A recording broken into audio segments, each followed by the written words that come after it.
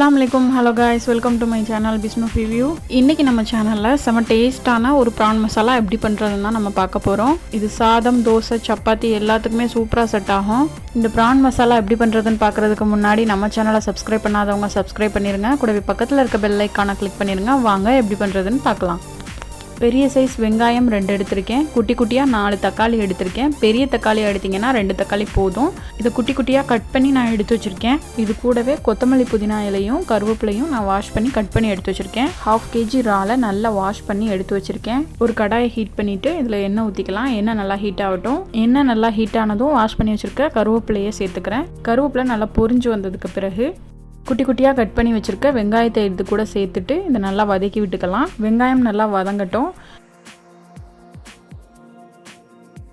வெங்காயம் நல்லா வதங்கினதுக்கு பிறகு பொடியாக நறுக்கி வச்சுருக்க தக்காளி இது கூட சேர்த்துட்டு லைட்டாக கலந்து விட்டுட்டு 1 டேபிள் ஸ்பூன் இஞ்சி பூண்டு பேஸ்ட் ஆட் பண்ணி இதை நல்லா வதக்கி விட்டுக்கலாம்.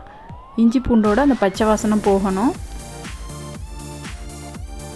இஞ்சி பூண்டோட பச்சை வாசனை எல்லாம் போனதுக்கு பிறகு இது கூட மசாலா ஆட் பண்ணிக்கலாம். 1/4 டீஸ்பூன் மிளகுத்தூள், 1/4 டீஸ்பூன் மஞ்சள் தூள், 1/2 teaspoon chicken masala, 1/2 teaspoon chilli powder, 1/2 teaspoon garam masala, 1/2 teaspoon சீரகத்தூள், 1 டீஸ்பூன் மல்லித்தூள். இந்த மசாலா எல்லாத்தையும் வதக்கி வச்சுருக்க வெங்காயம் தக்காளியில் சேர்த்துடலாம்.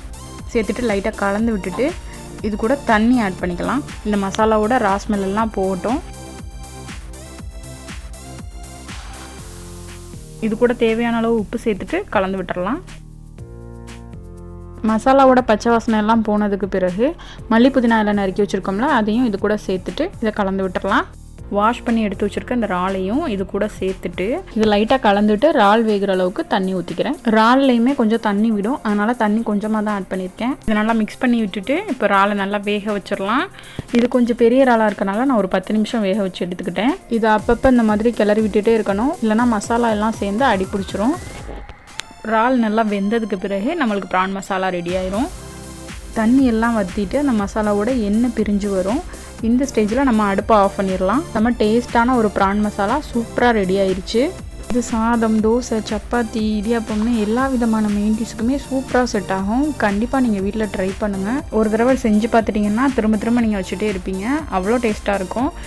ட்ரை பண்ணிவிட்டு எப்படி இருந்துச்சுன்னு எனக்கு கமெண்டில் சொல்லுங்கள். வீடியோ பிடிச்சிருந்தால் லைக் பண்ணுங்கள், ஷேர் பண்ணுங்கள். இது வரைக்கும் நம்ம சேனலை சப்ஸ்கிரைப் பண்ணாதவங்க சப்ஸ்கிரைப் பண்ணிடுங்க. கூடவே பக்கத்தில் இருக்க பெல் ஐக்கானை கிளிக் பண்ணிவிட்டு ஆள் கொடுங்க. அப்போ தான் நான் போடுற வீடியோ உங்களுக்கு நோட்டிஃபிகேஷனாக வரும். தேங்க்யூ.